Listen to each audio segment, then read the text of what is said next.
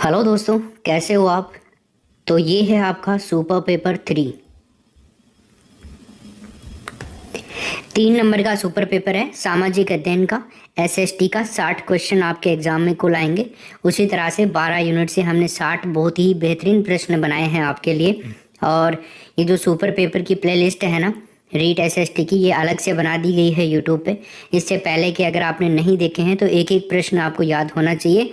फिर आप नहीं कहेंगे कि सर मेरा एसएसटी का पेपर खराब हुआ है।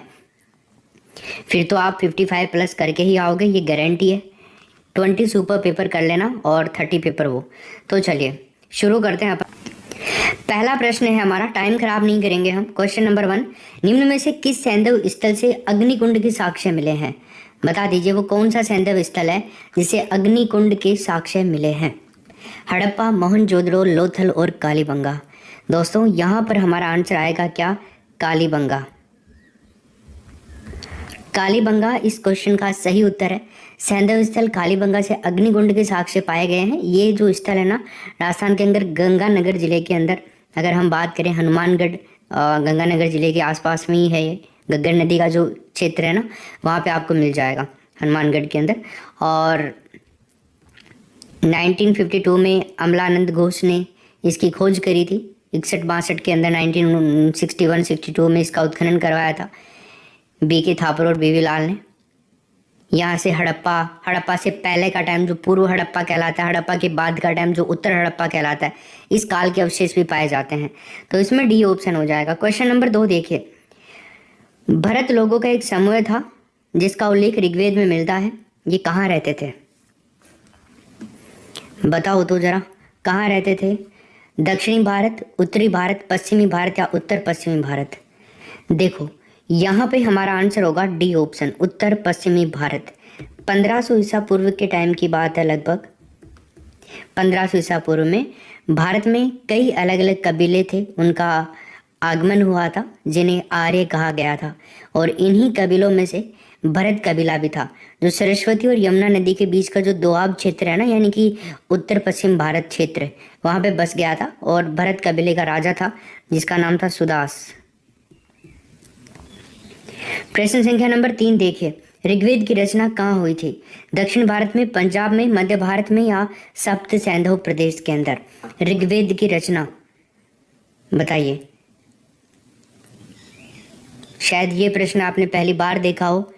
देखिए दोस्तों, इस क्वेश्चन में हमारा आंसर होगा डी ऑप्शन, सप्त सैंधव प्रदेश में हुई थी ऋग्वेद की रचना। ऋग्वेद में सप्त सैंधव प्रदेश का वर्णन मिलता है। ये 7 नदियों का प्रदेश है। जैसे सिंधु नदी हो गई, सरस्वती नदी हो गई, आधुनिक नाम सतलज नदी है इसका। आगे हम बात करें एक कौन सी, शतुद्री नदी का, सतलज नदी भी कहते हैं इसको। और एक विपाशा नदी है, इसका उल्लेख मिलता है। एक परुष्णी नदी है, परुष्णी नदी को वर्तमान में आप कह सकते हो रावी नदी। और जो विपाशा नदी है, ये व्यास नदी जो है ना, उसी को विपाशा नदी कहा जाता था। एक वितस्ता नदी थी, वितस्ता नदी को आज की डेट में आप झेलम नदी के नाम से जान सकते हो। और एक नदी थी दोस्तों अश्किनी, अस्किनी नदी, आधुनिक नाम चिनाब। ठीक है, तो ये सप्त सैंधव प्रदेश था, 7 नदियों वाला। इसमें आंसर डी आएगा। 4 नंबर का क्वेश्चन देखिए, जैन धर्म में पूर्ण ज्ञान के लिए क्या शब्द है। जिन, रत्न, कैवल्य या निर्वाण। बताइए जैन धर्म में पूर्ण ज्ञान के लिए क्या शब्द है। दोस्तों इसके लिए जो शब्द है ना, वो है कैवल्य। क्या है भाई, कैवल्य शब्द है। ऑप्शन नंबर इसका तीसरा राइट आंसर हो जाएगा। जैन धर्म में पूर्ण ज्ञान के लिए कैवल्य शब्द का प्रयोग किया गया है। महावीर स्वामी को 12 वर्षों की कठोर तपस्या और साधना के बाद में एक गांव था, जम्ब्रिक गांव के नाम से जाना जाता है वो, उसके समीप ऋजुपालिका नदी के तट पर एक साल के वृक्ष के नीचे कैवल्य ज्ञान यानी कि पूर्ण ज्ञान की प्राप्ति हुई थी। और इसीलिए वो कैवलिन कहलाए थे, कैवलिन। क्वेश्चन नंबर 5 देखिए, निम्न में से कौन सा एक युग्म सही सुमेलित है। बताओ, चंड प्रद्योत महासेन वत्स का राजा, दर्शक अजातशत्रु का उत्तराधिकारी, अजातशत्रु आजीविकों का अनुयायी, प्रसेनजीत वज्जीसन के राजा। युग्म सुमेलित कौन सा है यहाँ पे, ये पूछ रहा है। देखो मगध में है ना हर्यक वंश का संस्थापक बिंबिसार था दोस्तों। ओके, और बिंबिसार के बाद में अजातशत्रु और उदयन शासक बने थे। बौद्ध ग्रंथों में उदयन के 3 पुत्रों का उल्लेख भी मिलता है। यहाँ पे आंसर होगा दर्शक अजातशत्रु का उत्तराधिकारी, बी ऑप्शन।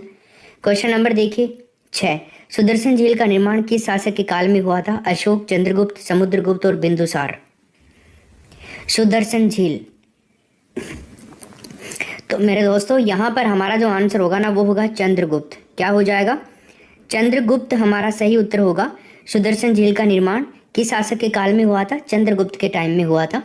चंद्रगुप्त मौर्य ने सौराष्ट्र जो प्रांत है ना वहाँ पे सुदर्शन झील का निर्माण करवाया था, और इस समय यहाँ का शासक था पुष्यगुप्त वैश्य। पुष्यगुप्त वैश्य यहाँ का शासक हुआ करता था। ये जानकारी जो रुद्रा दमन का जूनागढ़ अभिलेख है ना वहाँ से मिलती है हमें। इसी अभिलेख से ये भी पता चलता है कि अशोक के समय में सुदर्शन झील का पुनर्निर्माण भी करवाया गया था। उस समय राज्यपाल का नाम था यवन, जिसको कहते थे तुषास्प। 7वें नंबर का प्रश्न देखिए, क्या कह रहा है आपसे? प्राचीन भारत में निम्नलिखित में से कौन सी एक लिपि दाईं ओर से बाईं ओर लिखी जाती थी? ब्रह्मी, नंदनागरी, खरोष्टी या शारदा लिपि? क्या नाम था उस लिपि का? बढ़िया दोस्तों, उस लिपि का नाम था खरोष्टी लिपि थी वो। कौन सी लिपि थी भाई? खरोष्टी। देखो, प्राचीन भारत में अशोक के जो अधिकांश अभिलेख है ना वो ब्रह्मी लिपि में लिखे गए हैं। ये लिपि बाईं ओर से दाईं ओर लिखी जाती थी। उसके कुछ अभिलेख खरोष्टी लिपि में भी मिले हैं जो दाईं ओर से बाईं ओर भी लिखी जाती थी। ज़्यादातर ब्रह्मी में है लेकिन। 8वें नंबर का प्रश्न देखिए, भारत की यात्रा करने वाले इन यात्रियों को कालक्रम के अनुसार सही क्रम में निम्न में से आपको बैठाना है। टॉमस रो, फाइयान, हेनसोंग। पहले कौन आया, उसके बाद कौन आया, उसके बाद कौन आया? देखो मैं आपको बता दूं, सबसे पहले तो अगर हम बात करते हैं फाइयान की, ये आया था। ये चीन और मध्य एशिया जो पेशावर है ना उस स्थल मार्ग से होते हुए 399 ईस्वी में 399 ईस्वी के अंदर चंद्रगुप्त द्वितीय के शासनकाल के अंदर बौद्ध ग्रंथों और जो बौद्ध स्थान है ना उनको देखने के लिए भारत में आया था। तो फर्स्ट में तो 2 आएगा, यानी कि ये आंसर हो सकता है या ये हो सकता है। ये नहीं होगा उत्तर, ये भी नहीं होगा। इन दोनों में से आंसर करना है। अब देखो 2 नंबर पे आया था हेनसोंग। हेनसोंग जो था ना नालंदा जो महाविहार है यानी कि जो बौद्ध विश्वविद्यालय है उसमें पढ़ने के लिए भारत आया था, और भारत से जो बौद्ध ग्रंथ है ना उनको ले जाने के लिए भी ये भारत में आया था। 630 ईसा पूर्व के अंदर हर्षवर्धन के टाइम पीरियड में आया था ये। ठीक है, तो ये हर्षवर्धन के में आया था टाइम पीरियड में। फाइयान जो था ना ये चंद्रगुप्त द्वितीय के शासनकाल में आया था। ये पूछा जाता है ना किसके शासनकाल में आया था, तो चंद्रगुप्त द्वितीय में। और टॉमस रो जो था ना ये जहांगीर के शासनकाल में आया था दोस्तों। जहांगीर के शासनकाल में कंपनी का प्रतिनिधित्व जॉन हॉकिंग्स कर रहे थे, उन्होंने किया था। और सम्राट जो जेम्स प्रथम था इसका एक दूत था टॉमस रो। ये भारत आया था 1615 के अंदर और 19 तक रहा था। चलो ठीक है, तो यहाँ पर आंसर क्या होगा हमारा? ये वाला बी ऑप्शन करेक्ट आंसर है इसमें।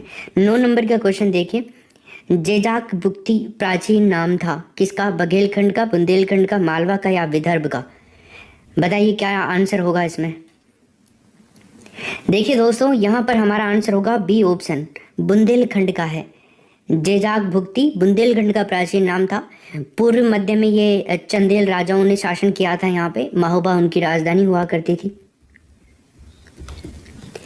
10 नंबर का प्रश्न देखिए, भारत के पूर्वी तट पर स्थित किस बंदरगाह से दक्षिण पूर्वी एशिया के साथ व्यापार और वाणिज्य होता था? एरिकामेड, ताम्रलिप्ति, कल्याण और सोपारा। इस प्रश्न में हमारा सही आंसर होगा बी ऑप्शन, ताम्रलिप्ति ऐसा बंदरगाह है जहां से गुप्त नरेश दक्षिणी पूर्वी एशिया से व्यापारिक संपर्क स्थापित कर सकते थे। नेक्स्ट, मुल्तान के शेख बहादुद्दीन जकारिया का निम्नलिखित में से किस सूफी संप्रदाय से संबंध था? चिश्ती, सुहरावर्दी, कादिरी और नक्शबंदी। बताइए साथियों, यहाँ पर हमारा आंसर आएगा बी ऑप्शन। क्या होगा? सुहरावर्दी। बी ऑप्शन हो जाएगा। शेख बहाउद्दीन जकारिया सुहरावर्दी साका के सूफी संत थे, ये शेख साहबुद्दीन के प्रमुख शिष्यों में से भी एक थे। चलिए आगे देखते हैं। 12 नंबर का क्वेश्चन क्या है, 1857 के विद्रोह के उपरांत इलाहाबाद में एक दरबार में किसने भारत की सरकार को ग्रेट ब्रिटेन की सर्वोच्च सत्ता द्वारा अधिग्रहित किए जाने की घोषणा करी थी? Lord Auckland, Lord Canning, Lord Dalhousie और लॉर्ड हार्डिंग। बताओ जी क्या आंसर होगा इसमें। देखो इस क्वेश्चन में आंसर आएगा बी ऑप्शन, लॉर्ड कैनिंग।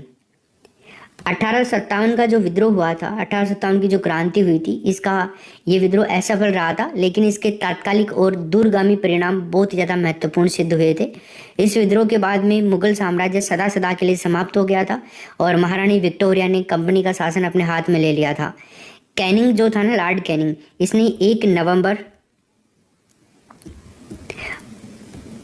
1858 को इलाहाबाद के जो मिंटो है ना, मिंटो पार्क, उसमें अपना दरबार लगाया था। यही महारानी विक्टोरिया की घोषणा पत्र भी पढ़ा था। महारानी विक्टोरिया ने जो घोषणा पत्र था वो यहीं पे पढ़ा था। 13 नंबर का क्वेश्चन देखिए, चार्ल्स द्वितीय द्वारा बम्बई ईस्ट इंडिया कंपनी को कब हस्तांतरित किया गया? बताइए। 13 नंबर का क्वेश्चन, 1662, 1664, 1666 और 1668। देखो भाई यहाँ पे आंसर होगा 1668। देखो शुरू से आपको स्टोरी बताता हूँ। 1661 इसमें है ना, इंग्लैंड के राजा थे चार्ल्स द्वितीय। इसका विवाह हुआ था राजकुमारी कैथरीन ब्रेगजेंजा के साथ में। इस उपलक्ष्य में चार्ल्स द्वितीय को बम्बई पुर्तगालियों से दहेज के रूप में मिल गया था। फिर 1668 के अंदर चार्ल्स द्वितीय ने बम्बई 10 पाउंड वार्षिक किराया लेकर के ईस्ट इंडिया कंपनी को दे दिया था बम्बई को, जो 1687 के अंदर सूरत के स्थान पर जो अंग्रेज थे, अंग्रेजों की मुख्य व्यापारिक बस्ती बन गई थी ये। 14 नंबर का क्वेश्चन देखिए, ब्रह्म समाज से प्रेरणा लेकर की गई थी, बताइए। कोची में 1974, विशाखापट्टनम 1874, बेंगलुरु 1964 और मद्रास 1864। देखो दोस्तों मद्रास 1864 में की गई थी। Option number D right answer होगा आपका। ब्रह्म समाज से प्रेरणा लेकर के आचार्य केशव, इनके प्रयासों से वेद समाज की स्थापना मद्रास के अंदर 1864 में की गई थी। आचार्य केशव के प्रयास से महाराष्ट्र में प्रार्थना समाज की स्थापना भी हुई थी। 15 नंबर का क्वेश्चन देखिए, मुस्लिम लीग को शुरुआत में 1906 में कोलंबो, काठमांडू, बर्मा, ढाका कहाँ पे? दोस्तों यहाँ पे हमारा आंसर आएगा ढाका। क्या आएगा? ढाका राइट आंसर आएगा। मुस्लिम लीग की शुरुआत ढाका के नवाब थे एक सलीमुल्लाह खान, उनके नेतृत्व के अंदर 30 दिसंबर 1906 को ढाका में मुस्लिम लीग की स्थापना का मुख्य उद्देश्य ब्रिटिश सरकार के प्रति मुसलमानों को निष्ठा को बढ़ाना, मुसलमानों के राजनीतिक अधिकारों की रक्षा करना, भारतीय राष्ट्रीय कांग्रेस के प्रति मुसलमानों में घृणा फैलाना, ये सब था। 16 नंबर का क्वेश्चन देख लीजिए, भारतीय संविधान में मूल कर्तव्य जोड़े गए 77वें संविधान संशोधन के द्वारा, 40वें, 42वें और 44वें। तो बताओ क्या उत्तर होगा इसमें। भारतीय संविधान में मूल कर्तव्य जोड़े गए, इसमें आंसर आएगा 42वें संविधान संशोधन के द्वारा। ठीक है, देखो मूल संविधान में नागरिकों के मूल कर्तव्य का उल्लेख नहीं था, तो भारतीय संविधान के मूल कर्तव्य जो हैं वो सरदार स्वर्ण सिंह समिति जो थी ना, उसकी सिफारिश के आधार पर 42वें संविधान संशोधन 1976 इसके द्वारा जोड़े गए थे। एक नया भाग बनाया गया था, भाग 4 के अंदर कै, ठीक है, इसके अंदर आर्टिकल 51 कै जोड़ करके नागरिकों के लिए 10 मूल कर्तव्य शामिल किए गए थे। और अभी प्रेजेंट में पूछे तो 11 हैं, तो मूल में तो उस टाइम में तो 42 से संविधान संशोधन द्वारा तो 10 जोड़े गए थे, लेकिन एक और जोड़ा गया था 11वां मूल कर्तव्य। 86वां संविधान संशोधन हुआ था 2002 के अंदर, इसके तहत 11वां और जोड़ दिया गया था। वर्तमान में कुल 11 हैं। और भारतीय संविधान में मौलिक कर्तव्यों को सोवियत संघ यानी कि रूस के संविधान से लिया गया है, ध्यान रखिएगा। 17 नंबर का प्रश्न देखिए, राज्य के नीति निर्देशक सिद्धांतों में संशोधन निम्नलिखित में से किस बहुमत के आधार पर किया जाता है? बताइए। राज्यों की सहमति के साथ संसद के विशेष बहुमत, संसद के विशेष बहुमत या साधारण बहुमत या पूर्ण बहुमत। बढ़िया दोस्तों, यहाँ पर हमारा आंसर होगा ऑप्शन नंबर 2, संविधान के आर्टिकल है हमारे 368 नंबर का। इसके तहत संविधान में संशोधन की प्रक्रिया का उल्लेख किया गया है। राज्य के नीति निर्देशक सिद्धांतों में संविधान संशोधन के लिए विशेष बहुमत की जरूरत होती है। 18 नंबर का क्वेश्चन देखें, कौन से अधिनियम का निर्देशन किशोर न्याय बालकों की देखरेख एवं संरक्षण अधिनियम 2015 से हुआ? किशोर न्याय बालकों की देखरेख एवं संरक्षण अधिनियम 2000, किशोर न्याय अधिनियम 1986, बाल श्रम अधिनियम 1986, बाल अधिनियम 1933। तो बताइए क्या उत्तर होगा इसमें? साथियों यहाँ पर हमारा आंसर होगा किशोर न्याय बालकों की देखरेख एवं संरक्षण अधिनियम 2000। नंबर 1 ऑप्शन हो जाएगा इसमें। क्लियर है? चलिए अगला प्रश्न 19 नंबर का, सुव्यवस्थित मतदाता शिक्षा एवं निर्वाचन सहभागिता के लिए स्वीप कार्यक्रम की शुरुआत कब करी गई थी? 2002, 5, 7 और 9। कब करी गई थी गाइज? ये करी गई थी 2009 के अंदर। ऑप्शन नंबर हमारा डी राइट आंसर होगा इसमें। स्वीप कार्यक्रम की शुरुआत 2009 में हुई थी। भारत के जो निर्वाचक हैं उनको सजग करने के लिए और उनको निर्वाचन प्रक्रिया संबंधित बुनियादी जानकारी देने के लिए। 20 नंबर का प्रश्न देखो, मुख्य चुनाव आयुक्त को पद से हटाए जाने का किसके पास में बहुमत है या फिर कैसे हटाया जा सकता है? मुख्य चुनाव आयुक्त है, उसको पद से कैसे हटाया जा सकता है? पदच्युत कैसे किया जा सकता है? मुख्य न्यायाधीश सुप्रीम कोर्ट द्वारा, राष्ट्रपति द्वारा, मंत्रिमंडल के प्रस्ताव के द्वारा या संसद के दोनों सदनों के सदस्यों के 2/3 बहुमत से प्रमाणित कदाचार के आधार पर। तो क्या आप दूसरा ऑप्शन कर रहे हो? हाँ,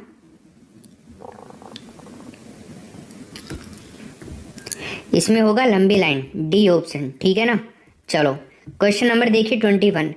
केंद्रीय मंत्रिपरिषद सामूहिक रूप से किसके प्रति उत्तरदायी होती है? बता दीजिए।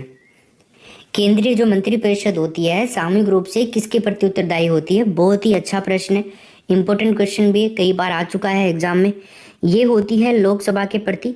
इसमें होगा हमारा डी ऑप्शन राइट आंसर। केंद्रीय मंत्रिपरिषद सामूहिक रूप से लोकसभा के प्रति उत्तरदायी होती है। मंत्रिपरिषद लोकसभा के विश्वास तक बनी रहती है और व्यक्तिगत रूप से मंत्रिपरिषद राष्ट्रपति के प्रसाद पर्यंत अपने पद पर रह सकती है।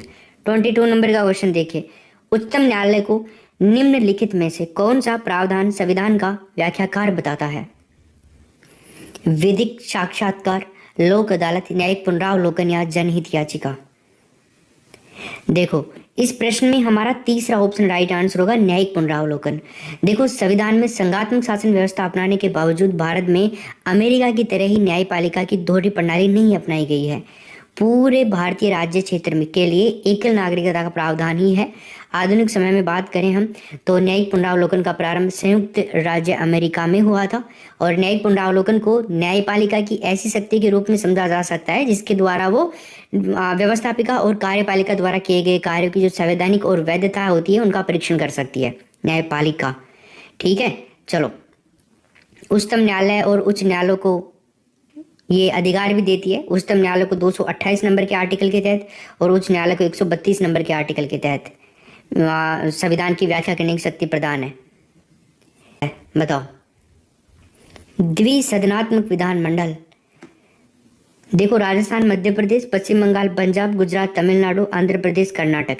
इसमें है ना डी ऑप्शन हो जाएगा राइट आंसर। ठीक है, भारत में विधायिका की द्विसदनीय प्रणाली भी है। जिस प्रकार संसद के 2 अंग होते हैं ना, उसी प्रकार संविधान के अनुच्छेद 169 के तहत राज्य में विधानसभा जो होती है ना निम्न सदन, उसके अतिरिक्त एक विधान परिषद यानी कि उच्च सदन भी हो सकता है। हमारे संविधान में एक आर्टिकल है 168(1) है ना, इसके अनुसार क्या है ना, भारत में 6 राज्यों के अंदर क्या है विधान परिषद है। अब वो 6 राज्य कौन कौन से? एक तो आंध्र प्रदेश हो गया, एक कर्नाटक हो गया, 2 तो ये हो गए हैं। इसके अलावा तेलंगाना, याद कर लेना इनको। तेलंगाना के अनुसार अगर हम बात करें अलावा बिहार हो गया, बिहार के अंदर भी है। बिहार के अलावा उत्तर प्रदेश में भी है, 4 हो गए हैं ना। इसके अलावा महाराष्ट्र में भी है।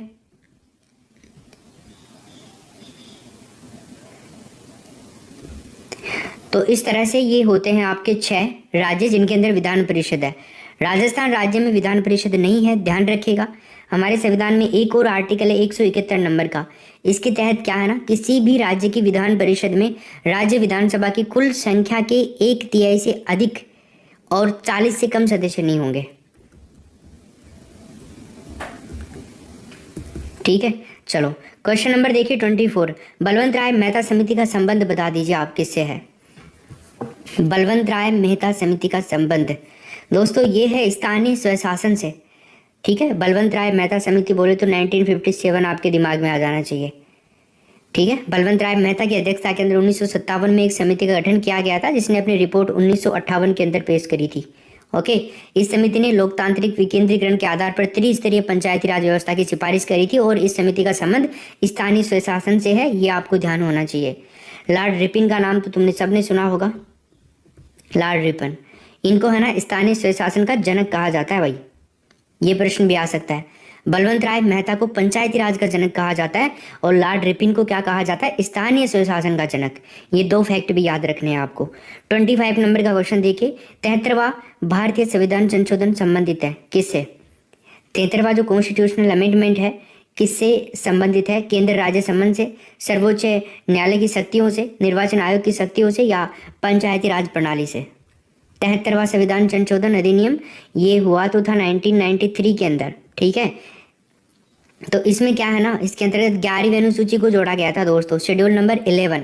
इसमें पंचायती जो संबंधित हैं, पंचायतों से संबंधित प्रावधान उनको सम्मिलित किया गया था और इस संशोधन के द्वारा संविधान के अंदर एक भाग भी जोड़ा गया था, उस भाग का नंबर है 9 नंबर का भाग जोड़ा गया था और इसमें अनुच्छेद आते हैं 243 से लेकर के कैसे लेकर के 343 अने तक के आर्टिकल्स। ओके, चलो क्वेश्चन नंबर देखिए 26। बताओ मुझे आप, पश्चिमी विक्षोभों के संदर्भ में निम्न में से कौन सा असत्य है। पश्चिमी विक्षोभ, मावट की बात हो रही है यहाँ पे, असत्य कथन बताना है। आप इजीली कर दोगे, एक बार ध्यानपूर्वक 4 ऑप्शन को पढ़ लो, कोई दिक्कत नहीं आएगी आपको। ये भूमध्य सागर से उत्पन्न होते हैं, इनकी नमी की मात्रा के कैस्पियन सागर एवं फारस की खाड़ी से वृद्धि होती है नमी की मात्रा में, और ये भारत कभी भी अधिवृष्ट अवस्था में नहीं पहुंचते हैं।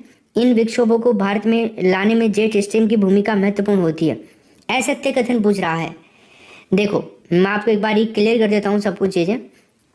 पश्चिमी विक्षोभ, इनको आप भूमध्य सागरीय चक्रवात कह सकते हो, शीतोष्ण कटिबंधीय चक्रवात कह सकते हो। तो भूमध्य सागरीय क्षेत्रों में यूरोप से आने वाली जो ठंडी हवाएं होती हैं ना, सहारा मरुस्थल से आने वाली जो गर्म हवाएं होती हैं, उनसे मिलकर के शीतोष्ण कटिबंधीय चक्रवात का निर्माण होता है और ये चक्रवात भूमध्य सागर से आर्द्रता प्राप्त करते हैं। कौन से सागर से? भूमध्य सागर से आर्द्रता प्राप्त करते हैं और उपोष्ण कटिबंधीय जो पश्चिमी जेट धाराएं हैं ना, उनके साथ में पश्चिम से पूर्व की ओर कौन कौन से कंट्रीज आते हैं, जिसमें तुर्की आता है, इराक आता है, अफगानिस्तान आएगा, पाकिस्तान आएगा, उनसे होते हुए भारत में पहुंचते हैं। ये मार्ग जो है ना, इस मार्ग में कैस्पियन सागर और फारस की खाड़ी और अधिक आर्द्रता प्राप्त कर लेते हैं, वहां से और भी ज्यादा आर्द्रता मिल जाती है कैस्पियन सागर और फारस की खाड़ी से। और भारत के जो उत्तरी भाग है, पंजाब, हरियाणा, पश्चिमी उत्तर प्रदेश, उत्तरी राजस्थान, यहाँ पे बारिश हो जाती है। ये वर्षा रबी की फसल के लिए काफी इंपॉर्टेंट होती है, मोस्टली गेहूं की फसल के लिए। इसको गोल्डन ड्रॉप्स भी बोला जाता है, गोल्डन ड्रॉप्स। ठीक है, और इस वर्षा को राजस्थान के अंदर मावट कहा जाता है दोस्तों। और राजस्थान की कुल बारिश में मावट का जो योगदान है वो है 10% का। सब कुछ क्लियर है भाई? अच्छे से आगे चलते हैं। क्वेश्चन नंबर 27 देखिए, सौर परिवार का सबसे छोटा ग्रह कौन सा है? प्लूटो, मंगल, शुक्र और बुध। बहुत ही अच्छा दोस्तों, सौर परिवार का जो सबसे छोटा ग्रह है ना, उसका नाम है बुध। ठीक है, सौर परिवार में कुल 8 ग्रह हैं दोस्तों। 2006 के जो चेक गणराज्य है उसकी राजधानी प्राग के अंदर एक अंतर्राष्ट्रीय खगोलीय संघ की बैठक हुई थी, जिसको आप AIAU भी बोल सकते हो, इंटरनेशनल एस्ट्रोनॉमिकल यूनियन बोल सकते हो, इंटरनेशनल एस्ट्रोनॉमिकल यूनियन। ओके, मतलब बोले तो अंतर्राष्ट्रीय खगोलीय संघ। इसकी बैठक में प्लूटो जो ग्रह है ना, उसको ग्रहों की श्रेणी से हटा करके बोना ग्रह माना गया था। फिर कुल संख्या पहले 9 थी, फिर 8 बच गई थी। तो सबसे छोटा ग्रह है कौन सा? बुध, मैक्यूरी बोल सकते हो आप इसको। क्वेश्चन नंबर देखिए 28 नंबर का, बताओ एल नीनो प्रकट होता है कैलिफोर्निया तट से, गिनी तट से, पेरू तट से या लेब्राडोर तट से? एल नीनो, ला नीनो और एल नीनो। एल नीनो है ना पेरू तट से, तीसरा ऑप्शन होगा इसमें राइट आंसर। ये एक अस्थायी गर्म जल धारा होती है दोस्तों, ये हमारे भारत के लिए नुकसानदेह होती है। एल नीनो का प्रभाव होता है ना, तब भारत में बारिश कम होती है, कम समय के लिए होती है, मानसून शुष्क रहते हैं लगभग। ये जलधारा प्रशांत महासागर के पेरू तट से 180 किलोमीटर की दूरी पर 3 डिग्री से 36 डिग्री दक्षिणी अक्षांश के बीच से प्रभावित होती है। 29 नंबर का क्वेश्चन देखिए, कौन सा ज्वालामुखी क्षेत्र 10,000 धुआंरों की घाटी के नाम से भी जाना जाता है? कोटोपेक्सी, चिम्बोराजो, कटमई और एटना। बताओ जी। बढ़िया दोस्तों, यहां पर हमारा आंसर होगा कटमई, तीसरा ऑप्शन। देखो, जब गैसर में जलवाष्प के साथ में है ना सल्फर डाइऑक्साइड जो होता है ना, एसओ सल्फर डाइऑक्साइड, और जो हाइड्रोक्लोरिक एसिड होता है HCl, HCl, ठीक है, ये भी निकले और धुआंरे बनते हैं, इनसे ही बनते हैं धुआंरे। अलास्का के अंदर जो कटमई है ना ज्वालामुखी क्षेत्र, उसमें बड़ी संख्या में आपको देखने को मिल सकते हैं। यहाँ पर 10,000 धूम्र घाटी भी हैं। अगला क्वेश्चन देखिए आप 30 नंबर का, विश्व में सर्वाधिक भूकंपों की पेटी बताइए। मध्य महासागरीय मेखला में, परी अटलांटिक मेखला में, या मध्य महाद्वीपीय मेखला में, या परी प्रशांत मेखला? विश्व में सर्वाधिक भूकंपों की पेटी, गाइज यहाँ पर हमारा राइट आंसर होगा प्रशांत, परी प्रशांत मेखला। भू प्रॉपर्टी में देखो, अचानक जब भू संचलन उत्पन्न हो जाए, कंपन उत्पन्न हो जाए, भूकंप, वो सब क्या कहलाते हैं? भूकंप कहलाते हैं। तो विश्व में सर्वाधिक भूकंप परी प्रशांत मेखला में आते हैं। पृथ्वी पर सबसे ज्यादा भूकंप है ना और ज्वालामुखी प्रभावित इलाके, वैज्ञानिकों ने रिंग ऑफ फायर का नाम दिया है इनको। ये इलाके प्रशांत महासागरीय क्षेत्र के अंतर्गत ही आते हैं। दुनिया में आने वाले जो सभी भूकंप है ना, उनका 90% जो भूकंप है ना, वो इसी इलाके में आते हैं, प्रशांत महासागरीय इलाके में। 31 देखिए, पश्चिमी घाट के आर पार सबसे चौड़ा विदर्भ बताओ, कौन सा है? थाल घाट, पाल घाट, खंडवा घाट और विदर घाट, भोर घाट। क्या उत्तर होगा इसमें? पश्चिमी घाट के आर पार सबसे चौड़ा विदर्भ, ऑप्शन नंबर बी होगा पाल घाट है। पाल घाट एक दर्रा है, नीलगिरी की पहाड़ियों को अन्नामलाई की जो पहाड़ियां है ना उनके मध्य जोड़ता है। तमिलनाडु के अंदर जो कोयम्बटूर है ना, उसको केरल के बीच में कोची और कोझिकोड को जोड़ता है। मतलब अंदर अंदर और जाए तो कोची और कोझिकोड कर सकते हो। कोयम्बटूर को दक्षिण भारत का मैनचेस्टर भी कहा जाता है। अगला प्रश्न देखिए 32 नंबर का, झरिया किस लिए प्रसिद्ध है? झरिया नाम सुना है आपने? क्या है झरिया? देखो, झरिया जो है ना दोस्तों, ये कोयले की खदानों के लिए प्रसिद्ध है। ऑप्शन नंबर पहला होगा। झारखंड राज्य के अंदर धनबाद जिला है एक, वहां पे अपनी कोयले की खदानों के लिए फेमस है। यहाँ पर दामोदर नदी घाटी कोयला प्रमुख खनन क्षेत्र है। दामोदर नदी घाटी कोयला प्रमुख खनन क्षेत्र। मंगलोर बंदरगाह कौन से राज्य में स्थित है बताइए। 33 नंबर के प्रश्न में आप मुझे बता दो, मंगलोर जो बंदरगाह है ना कौन से राज्य में है? केरल में, कर्नाटक में, महाराष्ट्र में और गुजरात में। बताइए क्या उत्तर होगा इसका? दोस्तों यहाँ पर हमारा आंसर आएगा कर्नाटक, ठीक है ना भाई। ऑप्शन नंबर बी हो जाएगा कर्नाटक। मंगलोर भारत के पश्चिमी तट पर कर्नाटक राज्य का प्रमुख बंदरगाह है, जो 1837 के अंदर स्थापित किया गया था। चलो 34 नंबर का क्वेश्चन देखिए, 2011 की जनगणना के अनुसार निम्नलिखित में से किस राज्य में नगरीय जनसंख्या के उच्चतम प्रतिशत को अभिलिखित किया था? मध्य प्रदेश, हरियाणा, बिहार और उत्तर प्रदेश। बताइए दोस्तों, यहाँ पर हमारा आंसर होगा बी ऑप्शन, हरियाणा। 2011 की जनगणना के अनुसार हरियाणा राज्य में नगरीय जनसंख्या के उच्चतम प्रतिशत को अभिलिखित किया गया। हरियाणा सर्वाधिक न्यूनतम लिंगानुपात वाला राज्य है, ध्यान रखिएगा। उत्तर प्रदेश सर्वाधिक जनसंख्या वाला राज्य है। बिहार सर्वाधिक जनसंख्या घनत्व वाला राज्य है।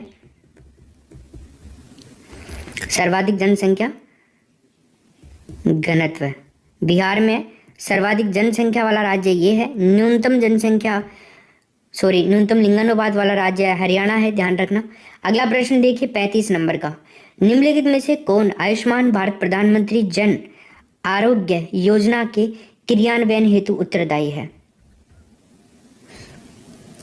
नीति आयोग, भारतीय बीमा विनियामक और विकास प्राधिकरण, विश्व स्वास्थ्य संगठन, राष्ट्रीय स्वास्थ्य प्राधिकरण। दोस्तों इसमें राइट आंसर होगा आपका डी ऑप्शन, ठीक है।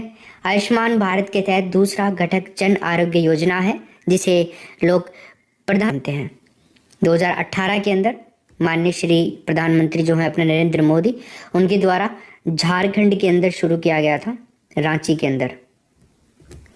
ठीक है, इस योजना का क्रियान्वयन राष्ट्रीय स्वास्थ्य प्राधिकरण द्वारा किया जाता है। 36 नंबर में देखो, कौन से वर्ष में राजस्थान सौर ऊर्जा नीति की घोषणा की गई थी? राष्ट्रीय सौर ऊर्जा नीति घोषित की गई थी 2019, 2017, 2015 और 2018। इसमें दोस्तों आंसर होगा 2019, पहला ऑप्शन। इस नीति को 2024-25 तक 30,000 मेगावाट सौर ऊर्जा और 4,000 मेगावाट पवन ऊर्जा उत्पादन का लक्ष्य रखा गया है 2024-25 तक। 37 नंबर का प्रश्न देखिए, चंबल नदी पर बने हुए निम्नलिखित बांधों में से कौन से राजस्थान में स्थित हैं? कोटा बैराज, गांधी सागर बांध, जवाहर सागर बांध और राणा प्रताप सागर बांध। तो बताओ जी क्या उत्तर होगा इसमें? बढ़िया। देखो साथियों, यहाँ पर कोटा बैराज भी है, गांधी सागर भी है, जवाहर सागर बांध भी है। इसका मतलब सॉरी ये नहीं है, राणा प्रताप सागर चौथा ऑप्शन। ठीक है, देखो चंबल नदी के ऊपर राजस्थान के अंदर जो बांध है ना, एक तो राणा प्रताप सागर बांध है, कहाँ पे है? चित्तौड़गढ़ जिले में। ये तो राणा प्रताप सागर बांध हो गया। जवाहर सागर जो बांध है ना दोस्तों, जवाहर सागर बांध है आपका कोटा जिले के अंदर। कोटा बैराज जो है ना, ये है आपका कोटा और बूंदी की सीमा पे बना हुआ है ये। अब गांधी सागर बांध की अगर हम बात करते हैं ना दोस्तों, गांधी सागर बांध है एमपी के अंदर, ऑप्शन नंबर बी इसमें नहीं आएगा। बाकी 1, 3 और 4 इसके अंदर राइट आंसर आएगा हमारा तीसरा ऑप्शन। समझ गए? चलो, मध्य प्रदेश में है ये। अगला क्वेश्चन देखिए 38 नंबर का, निम्नलिखित में से कौन सा जिला राजस्थान में मरु त्रिकोण का भाग नहीं है? मरु त्रिकोण, जैसलमेर, जोधपुर, बाड़मेर और बीकानेर। बताओ जी। तो मरु त्रिकोण का भाग बाड़मेर नहीं है दोस्तों, बाकी जोधपुर है, जैसलमेर है और बीकानेर है। क्लियर है आपका? 19 के अनुसार निम्न में से किस एक जिले में बहुत घना जंगल क्षेत्रफल न्यूनतम है?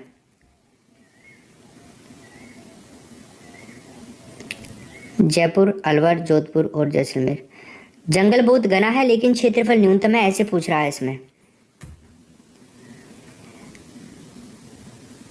देखो यहां पर है ना, हमारा आंसर आएगा दोस्तों जोधपुर।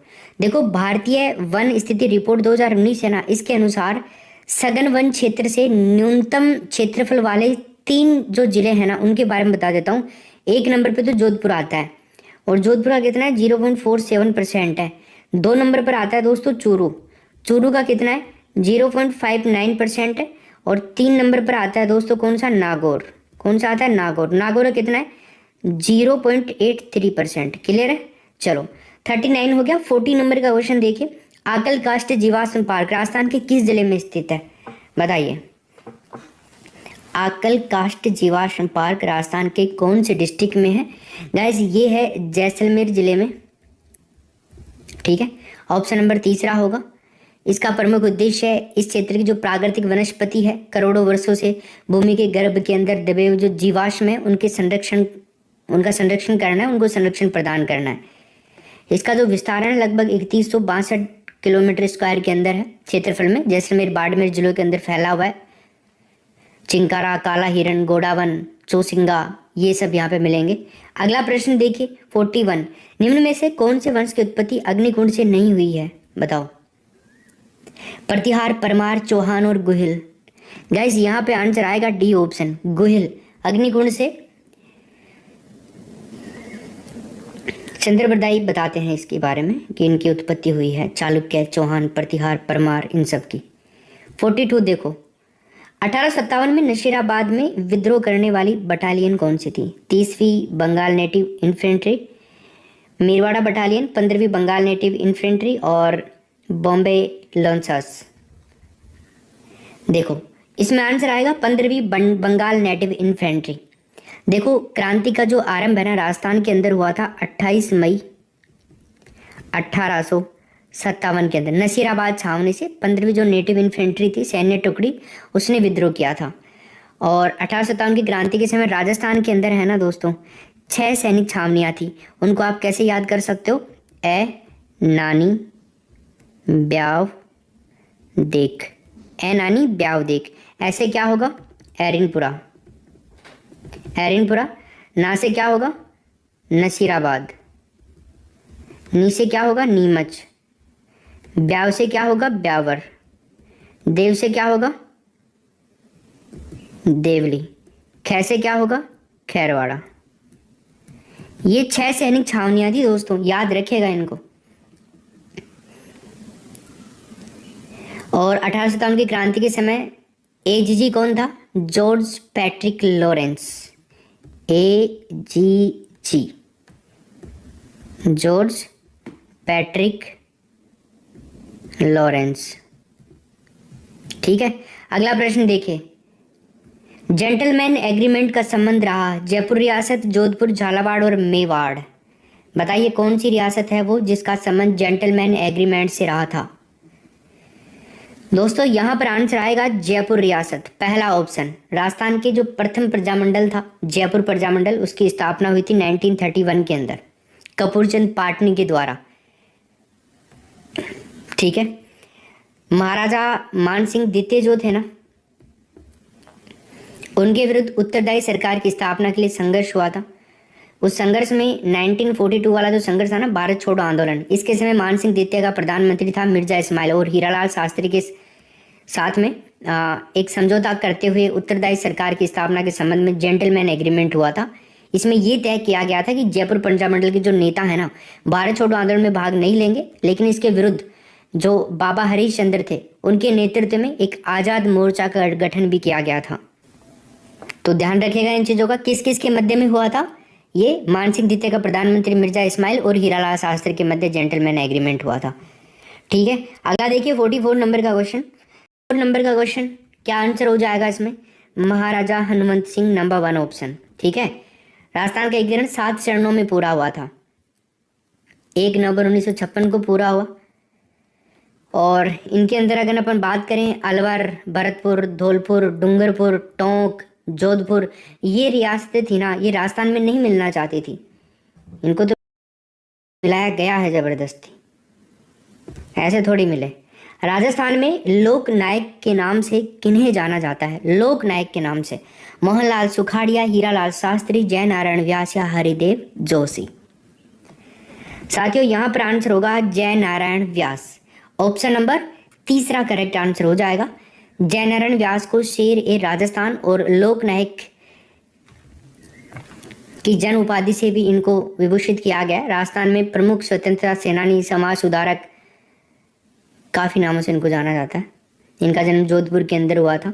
46 नंबर का क्वेश्चन देखिए। निम्नलिखित में से कौन सा दुर्ग जल दुर्ग की श्रेणी में आता है? बताइए, जल दुर्ग की श्रेणी में कौन सा दुर्ग आता है?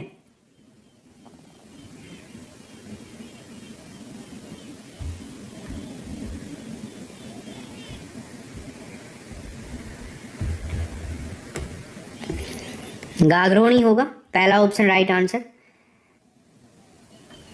अगला प्रश्न देखिए, शिल्पग्राम कहाँ स्थित है? बता दीजिए।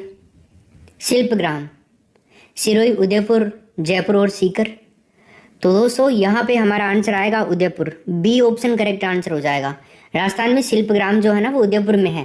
राजस्थान का पहला शिल्पग्राम उदयपुर के अंदर फतेह सागर झील है ना, उसके पास में पहाड़ियों के बीच में बसाया गया था, और ये एक कृत्रिम गाँव था दोस्तों।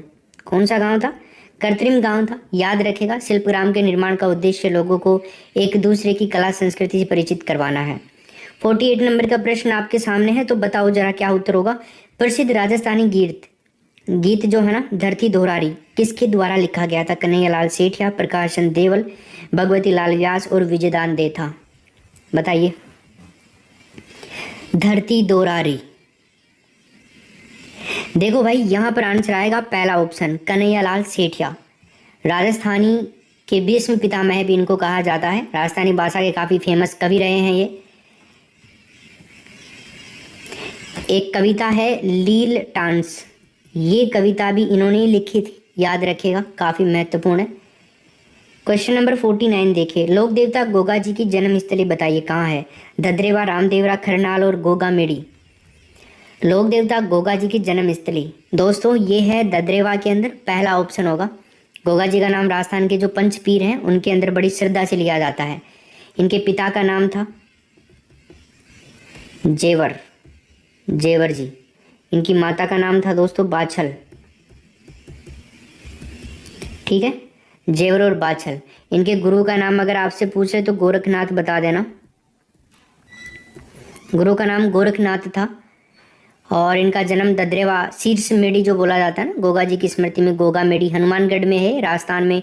भाद्रपद नवमी जिसको गोगा नवमी भी बोला जाता है, ये मनाई जाती है। यहाँ पे मेला भी लगता है और पूजा। हमेल आभूषण कहाँ पहना जाता है? गले में, कमर में, बाजू में, माथे में। काफ़ी महंगा होता है, सोने का होता है, सोने के सिक्के लगाए जाते हैं इसके चारों तरफ, है ना। बीच में बड़ा सारा चौड़ा सारा पत्ता लगाया जाता है सोने का, ठीक है। तो क्या आंसर होगा इसमें? गले में, शेखावाटी की तरफ ज़्यादा पहने जाते हैं ये। तो इसमें पहला ऑप्शन हो जाएगा। हमेल स्त्रियों के गले का आभूषण है। गले के आभूषणों की बात करें तो हालरो, हालरो गले का आभूषण है, ध्यान रखिएगा। हांसली गले का आभूषण है। आप भी जानते हैं तो बताइए कमेंट बॉक्स में गले के आभूषणों के नाम। पोत, चंद्रमाला, माला, ये सब गले के आभूषण है। कंठमाला, हाकर, कंठी, बढ़िया बढ़िया बढ़िया, ये गले के आभूषण है। चलो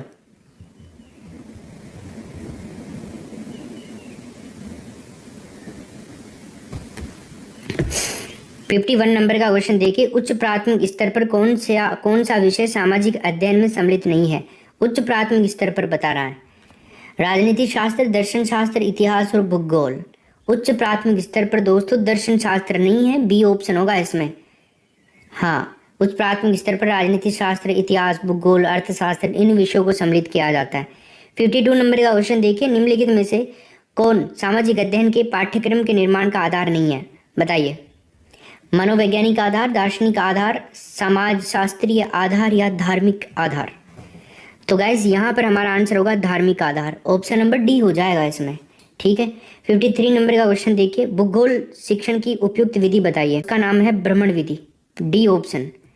भ्रमण करके बहुत अच्छे से भूगोल को समझा जा सकता है, सामने देख करके चीज़ों को। विषय वस्तु का ज्ञान सामाजिक अध्ययन के शिक्षक का किस प्रकार का गुण है? बताइए। विषय वस्तु का ज्ञान पूछ रहा है दोस्तों, ये गुण है व्यवसायिक गुण, ऑप्शन नंबर बी होगा इसमें। 55 देखिए। किस प्रकार के चिंतन में संवेदना और प्रत्यक्षीकरण कार्य करते हैं?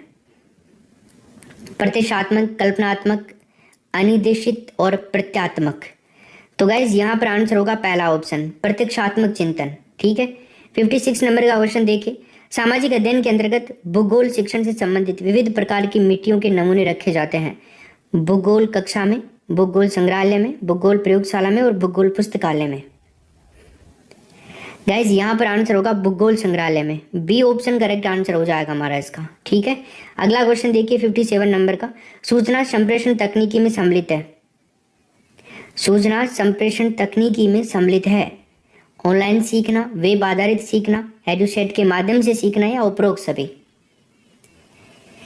देखो सूचना संप्रेषण तकनीक में ये भी शामिल है, ये भी है, ये भी है, मतलब इसमें डी ऑप्शन हो जाएगा आपका।